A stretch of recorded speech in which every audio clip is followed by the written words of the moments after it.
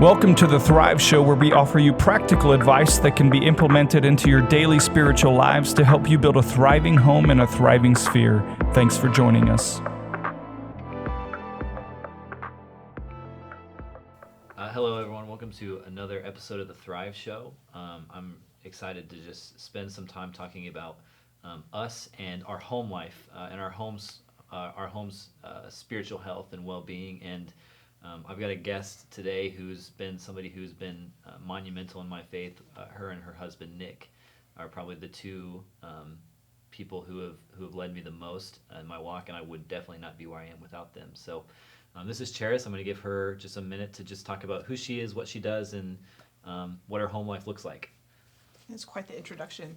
Taylor's like my fourth kid. No, that's not true. My name is Cheris Miller. I am the Chief Ministry Officer at Youth for Christ right now. So what that means is, non-for-profits take a lot to happen. So someone else gets to be in charge of the books, someone else gets to be in charge of the money, and I get the fun job of just being in charge of the ministry and the people.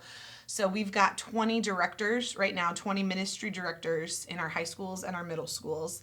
And I have direct supervision over those. So finding, hiring, training, walking with, supervising, tough conversations, hard moments, just doing life with them and helping discipleship. So I'm kind of a minister to ministers. Yeah. It's a new phase of life, and I'm working hard to get used to it. Married to Nick Miller, who is a pastor at a small church right now over in Huntington, Indiana. And we've got 3 kids, Cohen 14, Heath 10, Allie 8. So busy house, busy life, but we wouldn't want it any other way. Yeah. We love it. And your role now is just so different than what campus life directors do, just because I think it's just more challenging, just because, as a campus life director and anyone in ministry can get burnt out. But when you experience somebody, when you are having a conversation with a kid and they come to know Jesus, like that is one of the most life-giving experiences, and you are not in direct relationship. I don't get that anymore, right?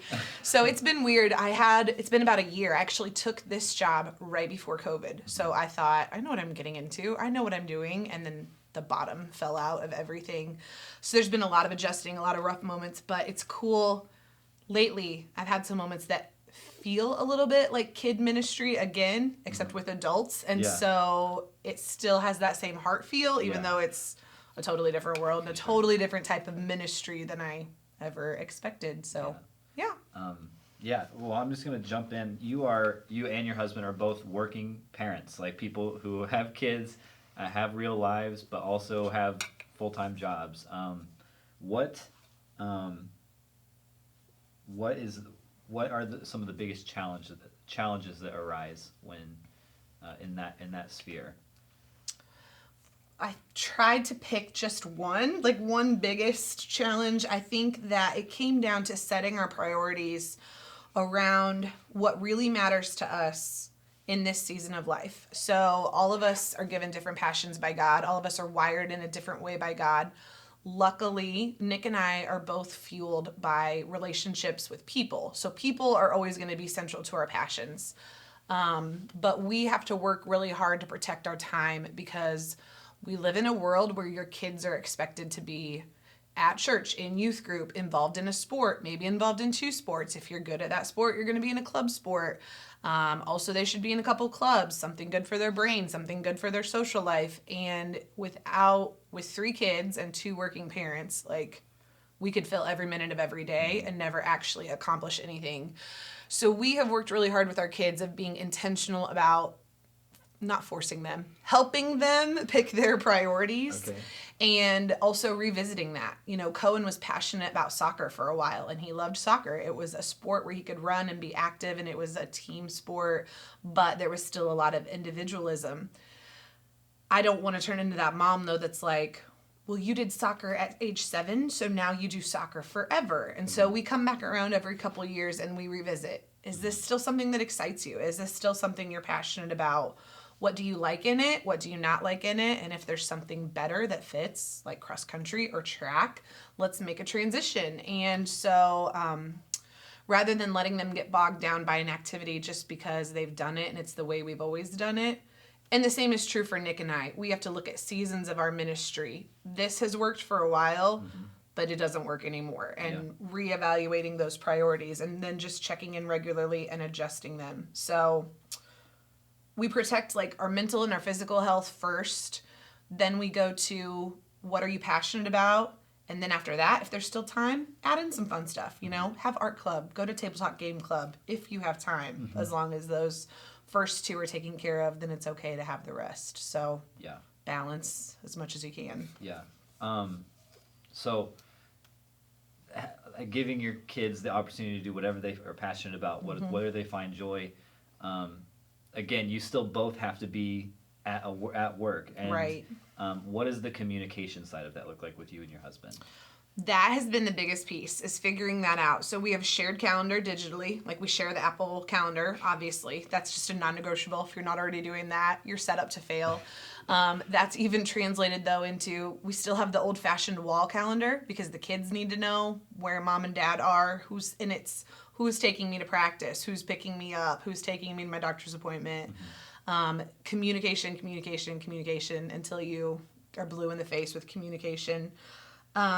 We've got a weekly meeting where we like to do it on Sunday nights if we can, and we just sit down and we get on the same page for the week. So here are the non-negotiables in my schedule that are blocked out, and I'm going to be in this meeting. And for example, if the nurse calls because a kid's throwing up, that has to be, like I'll say to Nick, that has to be you because I'm in a blacked out moment. And he has those as well. And so we have to juggle those.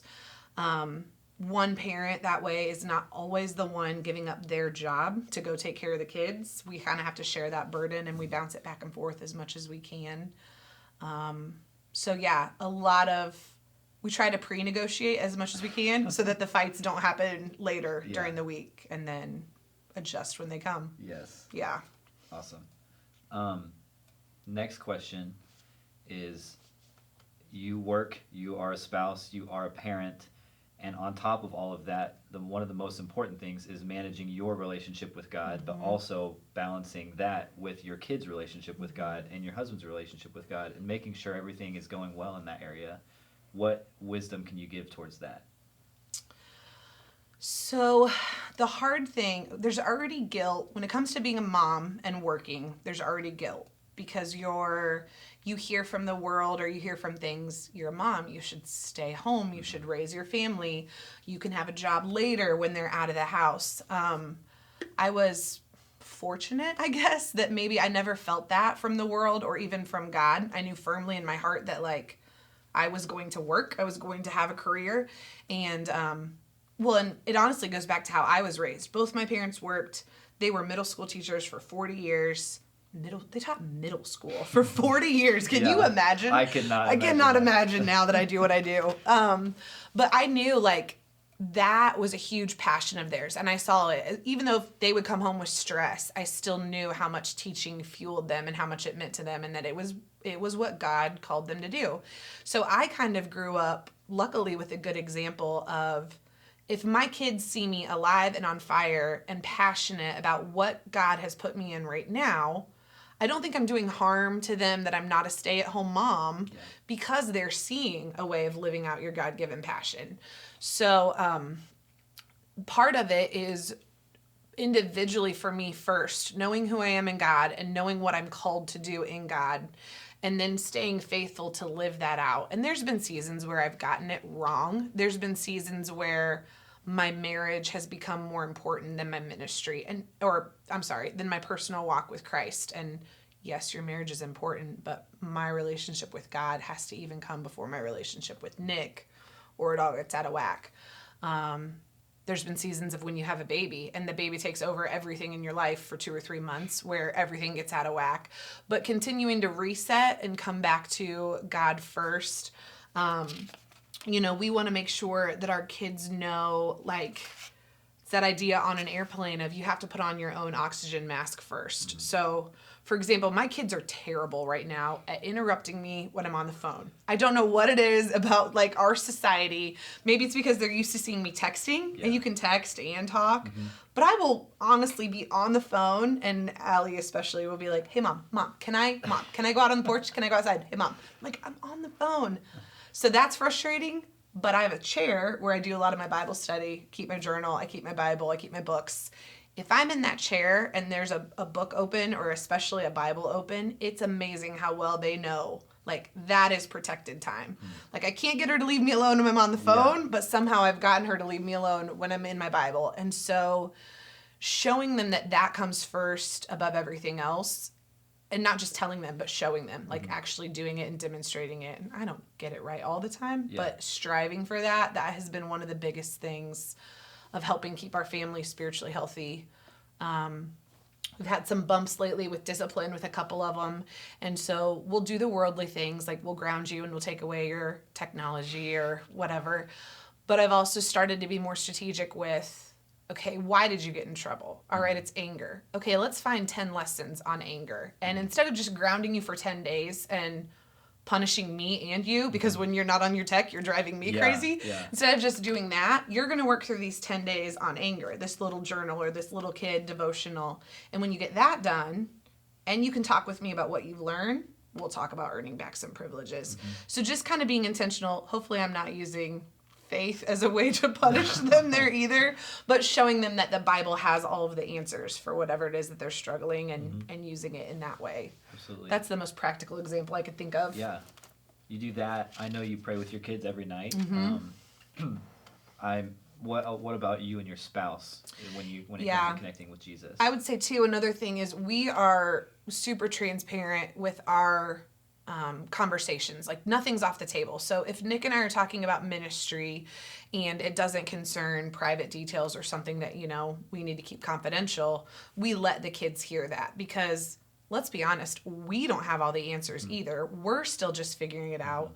Like, do you remember being that age and thinking your parents knew what they were doing? Yeah, absolutely. We don't know what we're doing. Like, we have no idea. Absolutely. So letting the kids just see us talk about faith, talk about getting along in community, talk about finding our community or fighting for our friends when they need fought for, or praying for our friends, letting them see all of that and just doing that out loud is huge. For Nick and I, we're unique. I mean, I think you have to find what works for you. We are both incredibly personal with our walks with Christ. And so we've tried like the devotions for couples. That doesn't work for us. It might work. It does work for others. It doesn't always work for us. So we have our protected time of being with the Lord. We try to have coffee every morning. Some mornings we might get in a full hour, and that's awesome. And some mornings it's 5 minutes. And some morning it's literally I'm drinking my coffee while I'm getting ready and he's talking to me at the bathroom door. But we try to still keep that connection every day with how we're doing, spiritual check-in, how you're feeling, are you prepared for today emotionally? Like, there's days where I go into some meetings knowing they're going to be hard, and he's my first prayer support. So I've got this and this and this, and I need you praying at 11 and 1 or whatever. And likewise for him, he's got those days as well, and I try to be his first battle partner in that in prayer as well. We still pray together. We probably don't do it as well as we should, but we do still, we've worked that into our relationship as well. And I think it just helps that we're both in ministry. So we're constantly trying to learn together and grow together. And there are definitely seasons where I'll push something his way because I know he's struggling and I maybe have to take a little bit more of the spiritual lead. And then there are seasons where it's 180 degrees different and he's pulling me along. So just using what God's teaching us and continuing to mirror that back to each other and bounce that off of each other as well. Yeah. I didn't have this question down, but kind of just a segue out of that. How do you find time working, caring about your kids, going to the school plays, going to whatever it is, and then finding time for just yourselves to have fun and to spend time with other people? Yep.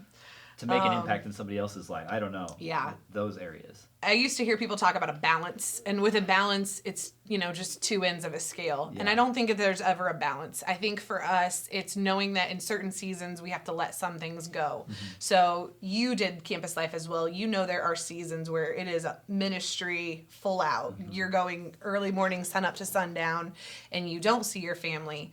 And so we know that for a little season, that's okay. Like for us, that used to always be Go Mad season and banquet season, which came with football, and he coached football. Mm-hmm. So November, October in our house was terrible, but you knew December and January, there's going to be breathing room. Mm-hmm. So our good friend Ked Mosier used the analogy of balls that you're juggling. Some balls are crystal, and I can't let the crystal balls fall. But a lot of the balls you're juggling are rubber. And choosing in which season, which balls I can drop, knowing that they're rubber and they will bounce back to me when I have the time and the capacity to take them on, and protecting the balls that are crystal, like my marriage, my kids, my calling. Like those are what are important. So it's a lot of give and take. It's a lot of, we haven't had a game night in forever because we're busy, but we will get back there eventually. And so basketball season for our littles is wrapping up right now, which means soon we'll have some more breathing room. And it's just seasons, cycles more than balance, I think. So that's awesome. I heard a sermon just last week.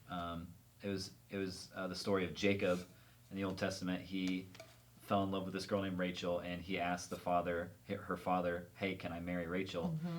And he said, hey, yes, but you have to work for me for 7 years to earn my blessing. Mm-hmm. And so he works for 7 years, and he says it felt like a day, right?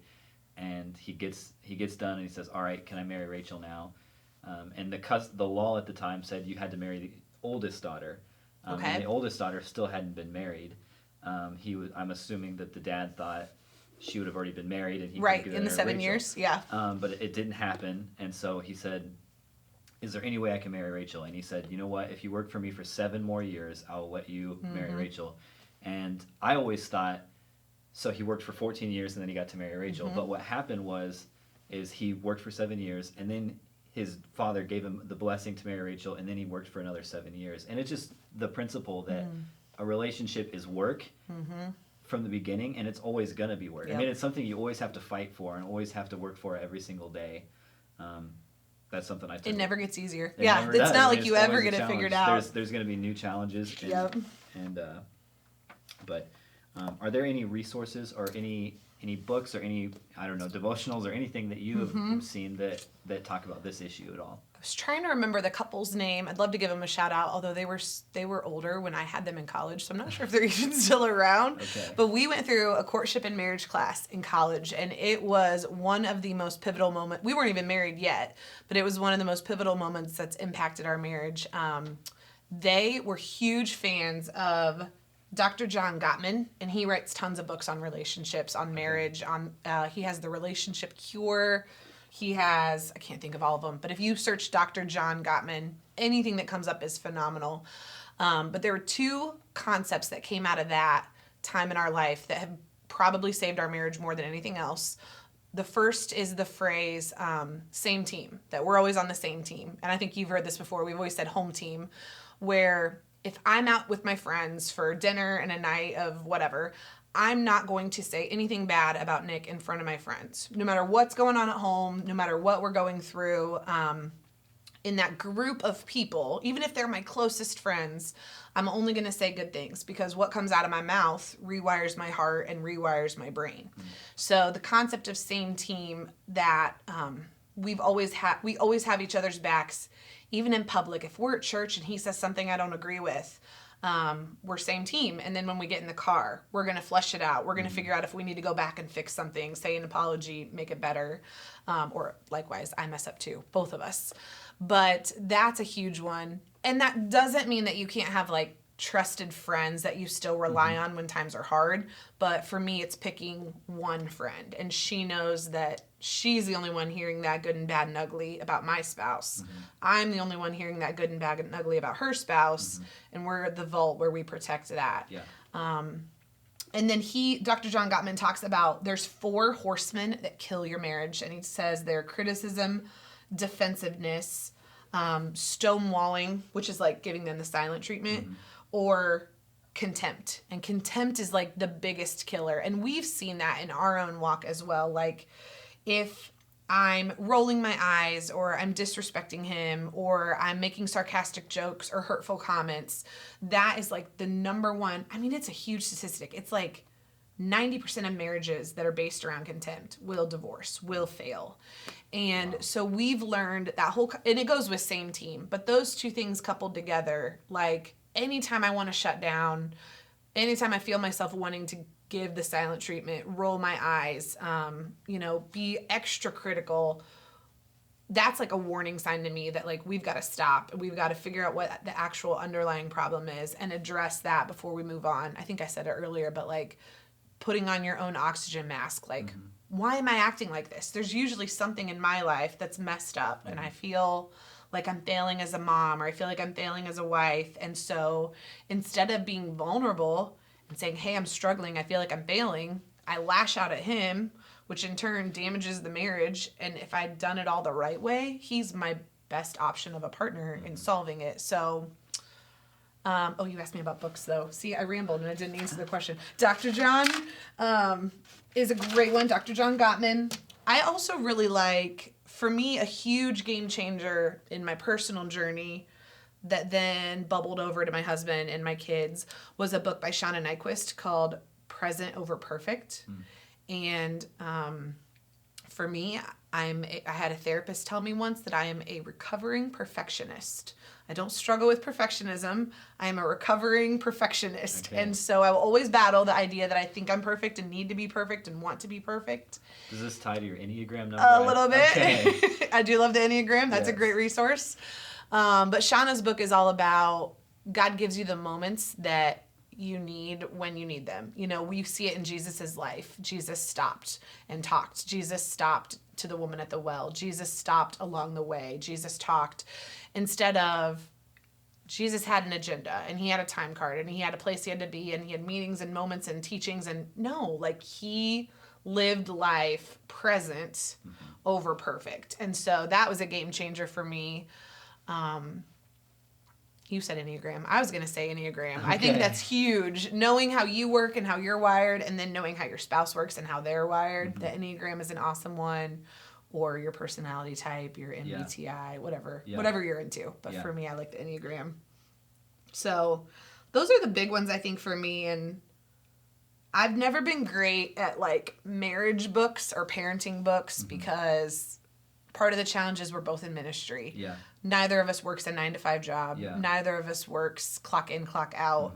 And a lot of the marriage and the parenting books speak only to that side of the world. Yeah. So the best things that have helped me are any resource that helps me get healthy first is going to make the biggest difference in my marriage and my kids. Parenting books don't generally work, but if I work on myself, it's going to bubble over into my parenting, you know.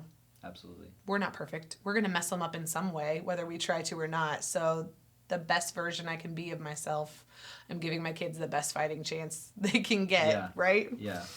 Yeah. We're all going to mess our kids up in some way. In some way. Just a totally different way than we were. Yeah. Yep. Yes, and that's not a dig at parenting. That's sin. I mean, that's sin nature in the world. And like, that's kind of why I like the Enneagram. The Enneagram talks about we could be as perfect as we want as parents or as spouses, and we still live in a fallen and a broken world where sin and brokenness have dominion. And so because of that, if we're not staying plugged into God and living through the Holy Spirit's guiding as much as possible, we have no shot. Like, sin's going to win every time. So we have to strap on the armor, the blood of Christ, all of that to even have a fighting chance. Yeah. So starting with my own heart before I just worry about parenting tips or tricks or things like that. Yeah. Absolutely.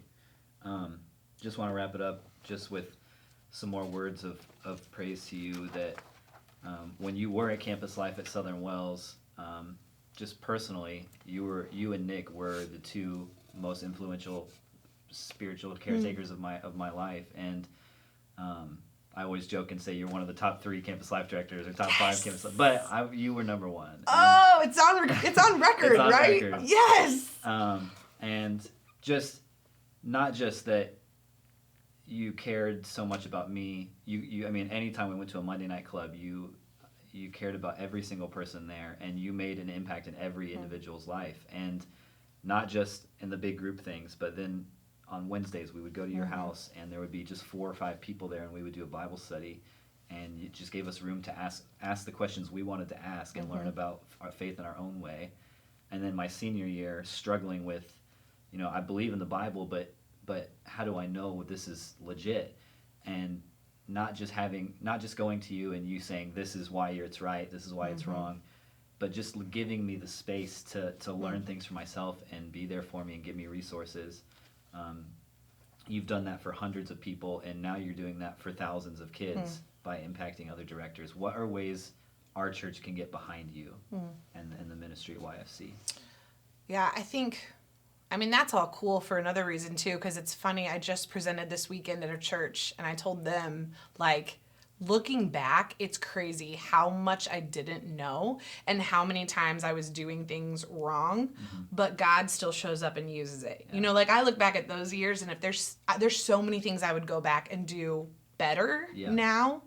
But God fills in the gaps and covers that up anyway. Like, that's why that's kind of encouraging. You're never ready to do any of this ministry stuff. Yeah. You're never ready to start volunteering at Campus Life or start being a leader in your church or step up and lead a small group. You're never going to feel ready.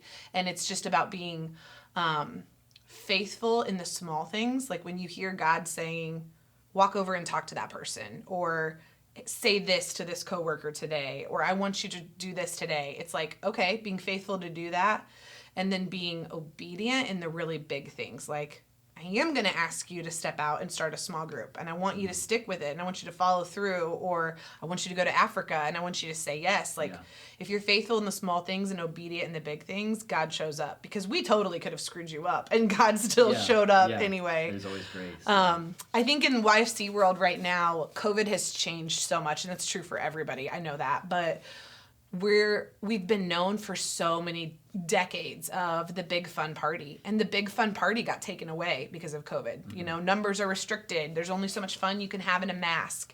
So we had to stop and say, what's truly important to our relationships and our ministries. And there's a YFC buzzword phrase, which it's what we do. It's authentic Christ-sharing relationships. So we've learned in this season that we've got to have more adults pouring into kids on an authentic level. So we kind of swung hard into small groups during this season. And you remember, as a director, you only have so many hours in a day. You only have so much relational capacity. So we are definitely at a place where we need more adults that are willing to step into kids' lives and just walk with them. And again, you don't have to have all the answers, but just being willing to sit in the teenage years with a kid and help them to navigate that as they figure out who they are and who God's calling them to be. And it doesn't have to be forever. That's the beauty of small groups, is you can do it for 8 weeks. You can take a break for a little while, and then you can come back around with different kids in a different 8-week period. Prayer support, that always feels like the right answer, but it is always the right answer, because so much of the world is changing. The next generations that are coming up are so different than anything we've been used to. The kids that are coming up right now are more anxious, are more depressed, are more overstimulated. We're leading into a whole new generation. And so prayer for how to navigate that and how to lead that well. Support financially, even just support of, like, you hear someone talking about Campus Life, share, like, oh, I was in Campus Life. That made a huge difference to me. It may have been a small part of your journey then, but for some kids right now, it's the part of their journey that is literally going to save their lives. And so just good advocates in the community even are huge for us. So those are the most pressing needs right now. And absolutely. I can't echo enough how powerful and important of a ministry it is that there's literally thousands of kids who are going to hear the name of Jesus this year, and several of them wouldn't had Campus Life not been there. They're in every surrounding county, every area. We're in every school for the first time ever. Did you know that? Yes. Last fall that happened. So we've been in this 5-county area forever, but we've never had a person in every single school at the exact same time. And we're finally there. Knock on wood. As long as it can stay that way. And hundreds of kids every year coming to accept Jesus. And that's so cool. So thank you so much, Cheris, and thanks for taking your time out of your day and Absolutely. having this conversation. Yeah. Thank you so much for joining us this week for another episode of The Thrive Show. I hope it was a blessing for you, and there was some sort of nugget that you could have taken from it. I know there's a lot of things I'm taking away as well.